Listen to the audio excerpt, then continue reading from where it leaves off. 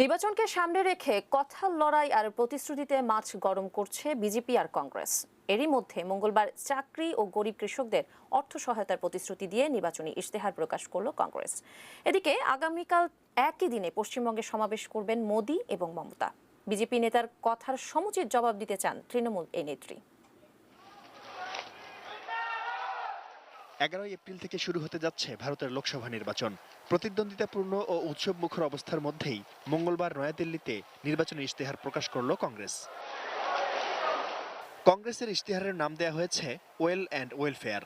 ইশতেহারে দেশের 22 লাখ সরকারি শূন্যপদে চাকরি এবং গরিব কৃষকদের অ্যাকাউন্টে বছরে সরাসরি 72,000 রুপি করে দেওয়ার প্রতিশ্রুতি দিয়েছেন কংগ্রেস সভাপতি রাহুল গান্ধী। রাহুলের অঙ্গীকার, ক্ষমতায় এলে দেশের কৃষকরা কৃষি ঋণ শোধ করতে না পারলে তাদের বিরুদ্ধে ফৌজদারি মামলা করা হবে না, তাদের নিয়ে আসা হবে দেওয়ানি মামলার আওতায়। गरीबी परिवार 72,000 और ये कांग्रेस पार्टी की पहली गारंटी है। মোদী সরকারের জিএসটিকে গব্বর সিং ট্যাক্স বলে কটাক্ষ করে রাহুল বলেন, ক্ষমতায় গেলে পুরো জিএসটি ব্যবস্থা ঢেলে সাজানো হবে।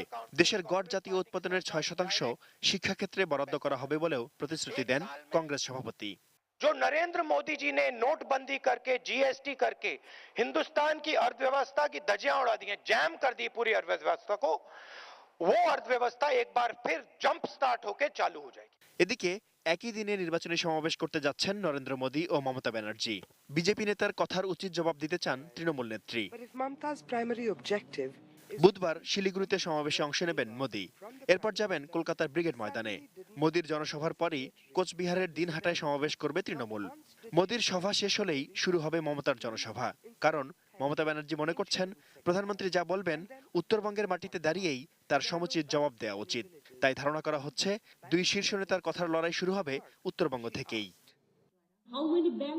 গত কয়েকদিন ধরে মোদীকে প্রকাশ্য বিতর্কের আহ্বান জানাচ্ছেন তৃণমূল নেত্রী, কিন্তু তার প্রস্তাবে এখনো সাড়া দেননি মোদী।